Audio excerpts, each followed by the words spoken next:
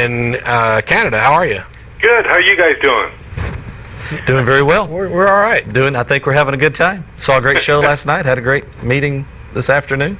I'm Excellent. happy. Well, I listened to your show last week, Matt, and I really appreciated something you said last week, that you had struggled at one time with having anger against the Christian himself as opposed to the faith.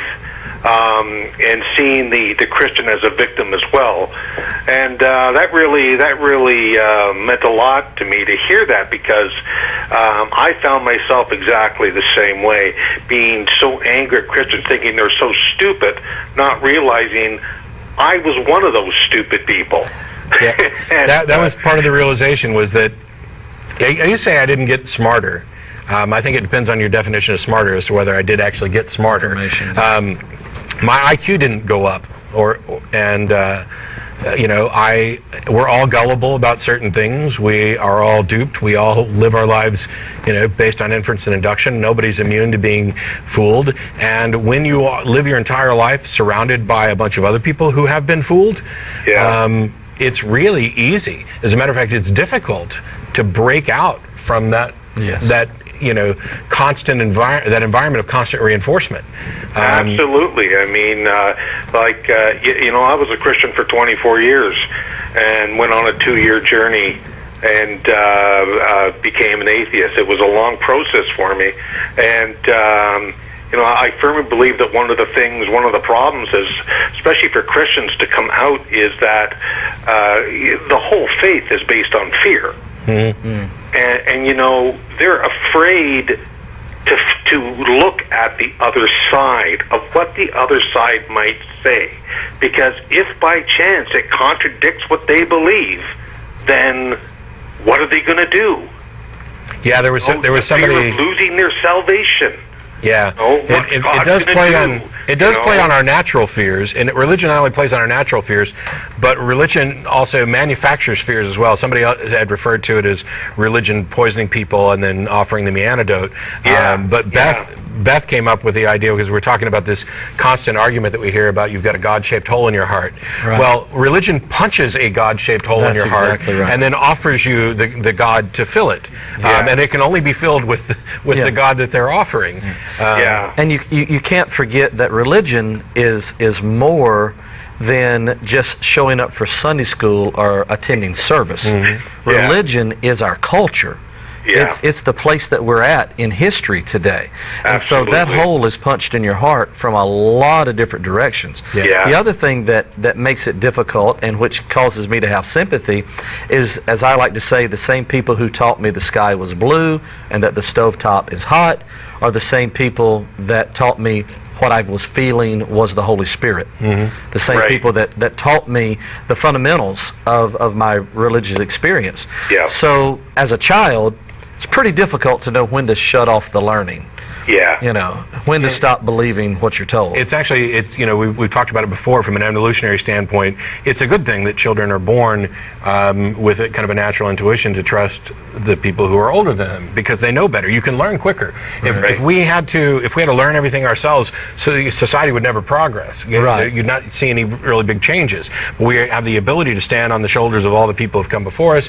We take shortcuts to learning. This is what allows us to make grand leaps to why, you know, I've got a cell phone that talks to my car and I can navigate around with it and all that. I mean, we would never have gotten there had it not been for this ability. But what it does is it imposes upon us an overdependence on authorities and perceived authorities. We can't all be experts on everything. It's absurd. We can't all learn everything. Even experts in a particular field cannot reasonably be expected to know everything about their field. There's just too much information. That's right. And so we tend to rely on things, and the only damage that's done is when we rely on authorities without question, or when we over-rely on them. David Hume has one of my favorite quotes, I think it's my Facebook quote, which is, "The wise man apportions his belief to the evidence." And we should apportion our reliance on authorities to the degree, first of all, that we even understand what the authorities are saying. The recognized experts in the field. I know next to nothing about cosmology and stuff like that. I recognize that Lawrence Krauss is an expert in this area, and I try to do my best to understand what the scientific experts are saying about early models of the universe and things like that. To the extent that I understand them, I can say, yeah, I guess I kind of agree that that's the model that seems to be working, that seems to be producing results. But I don't claim absolute. Well, I don't claim absolute certainty about anything. But I don't even claim a high degree of certainty about the big questions. You know, Big Bang, yes, so Big Bang happened. We've got observations from cosmic microwave background radiation. Yeah. But my understanding of that field is so minuscule that it could, from where I sit, it could turn on its head tomorrow.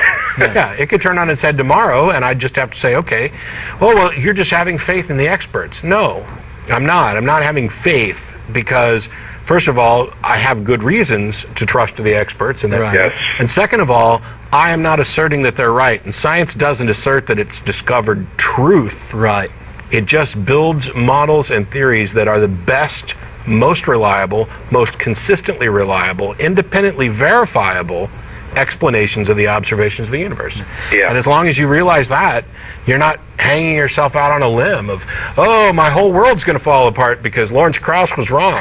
You know, Yeah. and nuts. On top of all of that is also just life. Yeah. Day in, day out life, where you're Yeah. trying to pay the mortgage, you're trying to raise the kids. You know, do you really have time to go get a theological degree on the side so that you can, you know, debate the Southern Baptist guy who's witnessing at your door?